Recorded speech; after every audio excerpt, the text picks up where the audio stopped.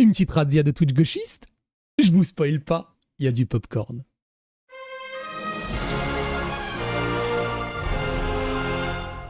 Attention, please. Écoutez ça. Contexte. Ribot dans la sauce commente un article de Mediapart consacré à la victoire d'un candidat d'extrême droite au Chili. Il en déduit qu'il faut se préparer à une éventuelle victoire du RN en 2027. Et le cas échéant, y résister. Il affirme également que Mélenchon représente aujourd'hui le seul espoir de la gauche. Il dit « Si je suis surpris par le fait qu'un jour le RN arrive au pouvoir, je vais m'effondrer psychologiquement, je vais faire une dépression. » Et elle est là la grosse différence. Si le RN arrive au pouvoir, ils font des dépressions. Si la gauche arrive au pouvoir, l'islam arrive et l'Occident est détruit. On est fini. On est mort. Donc je préfère qu'ils chopent juste une petite dépression et que l'Occident continue à survivre quelques années. Il continue à dire « Le RN a de bonnes chances d'arriver au pouvoir en 2027. Il faut se préparer à peut-être perdre en 2027. Peut-être que le chemin vers la victoire passera par une défaite en 2027. Peut-être que ça va être 60-40 pour Bardella. Il y a un monde où ça finit comme ça. » Blanche Gardin qui dit les artistes qui fustigent et font la morale en permanence aux Français comprennent avec violence que la moitié de leur public vote à droite aujourd'hui. Il va bien falloir qu'ils s'y fassent et qu'ils les respectent. Ah oui, parce qu'à un moment... il y a des conséquences, quand même. Oui. Oui, bah oui. Bah, c'est-à-dire que tu prends les yaourts les moins chers. Oui, il n'y a pas que ça. Oui, bah là, je dois quitter mon appartement, par exemple, Ah oui. des choses comme ça. Enfin, oui, il y a des... Elle est ghostée par absolument tout le monde et doit quitter son appartement. Alors après, vous inquiétez pas, elle est pas si pauvre que ça, elle a une méga maison, je sais plus où, dans la campagne. Elle quitte juste son appartement. Ça va. Ça va.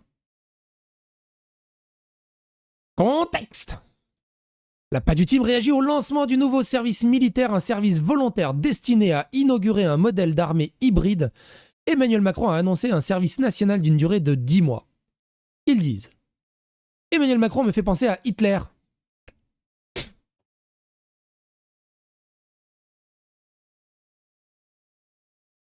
Qui réarmait la Ruhr tout en disant à la Société des Nations « Non, non, c'est pas pour faire la guerre. Les gens des banlieues ou de la ruralité, c'est un peu comme si c'était des sauvages. On demande à des Noirs, des Arabes et aux gens de la ruralité d'aller se battre. Quand vous faites des dépenses militaires à la fin pour que ça paye, il faut faire la guerre. Ils sont capables de nous emmener à la guerre. »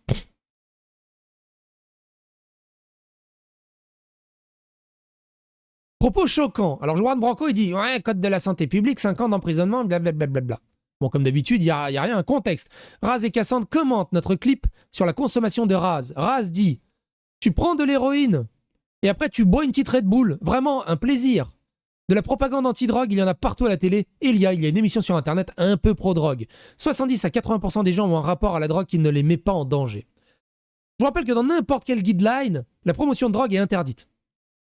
La chaîne saute. Direct. Mais quand on a le doigt dans la LFI, le poing, le fist entier dans la LFI, qu'on est d'ultra-gauche, dans un milieu francophone où toute la modération est d'ultra-gauche et pareil dans les histoires de pro-drogue, d'un coup, aucun problème de modération, aucun problème de justice, aucun problème de loi. Rien. Ils peuvent le dire, ils peuvent en faire la promotion. Et ils peuvent raconter des conneries. Contexte. Raz et Ilyes commentent un échange écrit qui a eu lieu entre Sandra Lekber et Ouria Boutelja. Dans cet échange, Sandra Lekber exprime la crainte que la mise entre parenthèses des questions de genre et de sexualité, telle que l'a proposé Boutelja, n'affaiblisse le projet révolutionnaire que celle-ci revendique. Ils disent Demain, vous ne verrez pas des musulmans marcher main dans la main avec des LGBT.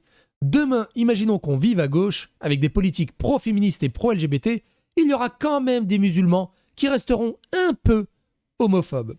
N'importe quel musulman peut avoir quelques clichés sur les homosexuels, mais en vrai, il y a des moments, des jonctions politiques où ces clichés, tu les mets un peu de côté. Oui, pendant le ramadan. Regardez, je m'explique. Google Trends, ça permet de chercher les mots-clés les plus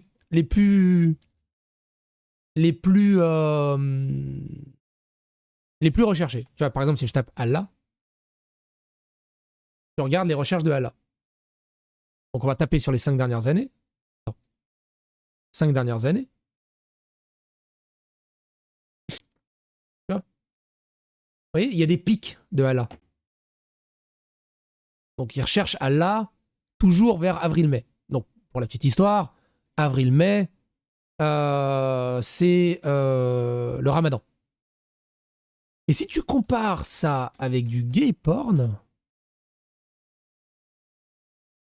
il y a un corrélatif très intéressant. En Algérie, par exemple, les mots les plus recherchés sur les 5 dernières années, à chaque fois que c'est le Ramadan, il y a une chute drastique de recherche de gay porn. Et tous les pics là, tous les effondrements, c'est le Ramadan. Et ce qui est très intéressant, à chaque fin de Ramadan, il y a une surconsommation de gay porn pour se rattraper.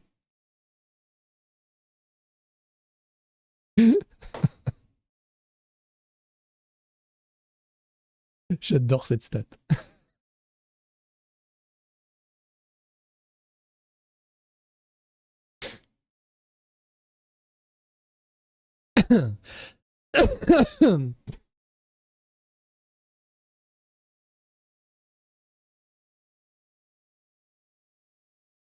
C'était quoi ça? Ah oui, oui, oui, oui.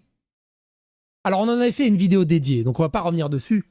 Mais pour la blague, Samuel Etienne disait pourquoi dans les faits divers c'est toujours des mecs, on a mis le doigt sur un truc, là non, pourquoi on n'en parle pas plus souvent? Et Psychodélique qui ironise en disant pourquoi dans les faits divers c'est toujours this post has been withheld in France based on the local law.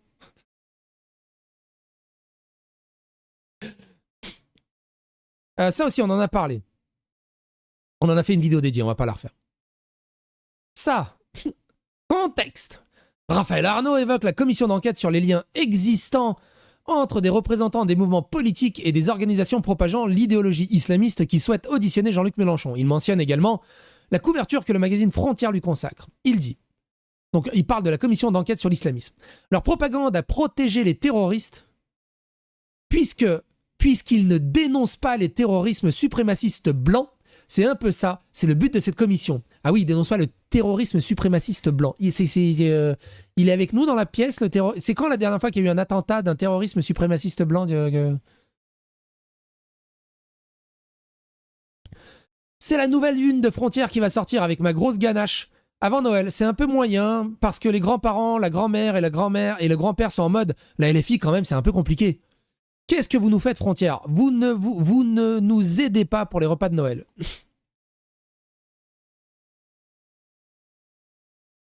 Ouria Boutelja. Avant, les ouvriers maghrébins, immigrés, se faisaient la bise. Mais les ouvriers blancs les prenaient pour des homos. Donc ils ont arrêté. Aujourd'hui, ce sont les bobos qui se font la bise, alors qu'à la base, ça vient de chez nous. Ils ont inventé la bise. La bise, c'est algérien. La violence domestique qu'on vit sont conditionnées par la colonialité qui aggrave la posture de défense des hommes indigènes qui retombe sur nous. Souvenez-vous de ce qu'ils ont fait de la masculinité de Joe Star. Ils l'ont ratatiné. Il est devenu complètement domestiqué dans leur monde. Ils ont photographié Made in Records à côté de Yam Bilal Hassani, qui a une sexualité domestiquée qui le dévitalise et réduit sa masculinité. Le Subitex, on en avait fait une vidéo dédiée.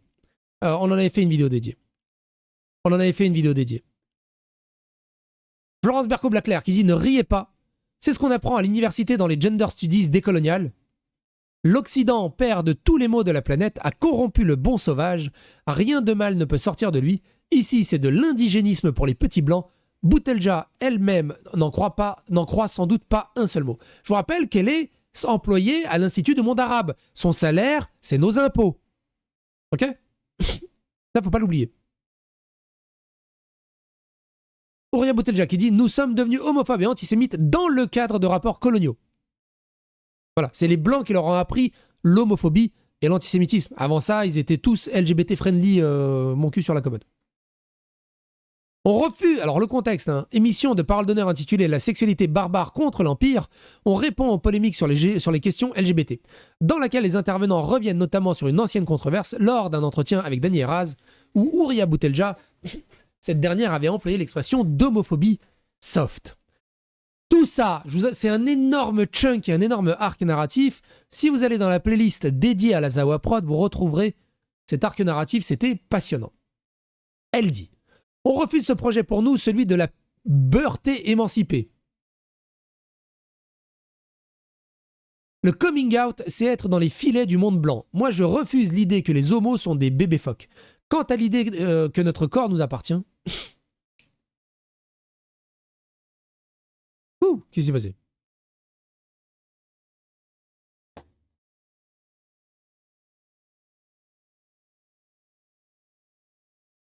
Insulter le Rassemblement... Donc Dofla, hein. Insulter le Rassemblement National relève du devoir civique. Matin, midi et soir, on continuera de baiser Reconquête, le parti de Nicolas Dupont-Aignan. Les partis de tous ces fils de pute qui détestent l'immigration protestent Dofla. Je vous rappelle qu'il a essayé de me mettre plein de fois des strikes pour droit d'auteur, pour atteinte à la vie privée. Et que quand j'ai eu mes strikes de Amine, il a retweeté au max en disant: hey, j'ai le doigt sur le bouton rouge, je lui fais sauter sa chaîne ou quoi, ce connard? Donc eux, ils ont le droit d'être hyper violents, d'appeler à la menace, d'appeler à la violence, d'appeler au harcèlement, d'être hyper toxiques, hyper dangereux pour la société. Impunité totale. Si toi, tu montres leurs propos, c'est toi qui risques la justice. Et sans vous parler, pareil, de tous ces... Je me suis tapé des centaines, voire des milliers de névrons quand Amine a fait ça, et tous les autres ont fait ça. Mais c'était un truc de fou, la violence. J'en ai fait une vidéo dédiée, n'hésitez pas à aller la regarder, qui s'intitule ma chaîne YouTube sera supprimée dans 7 jours. Je crois que c'est comme ça que je l'avais intitulée.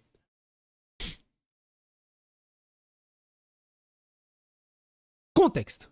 Dartois, alors lui je ne connais pas, nouveau dans le roster. Dartois explique pourquoi il est en froid avec un autre streamer.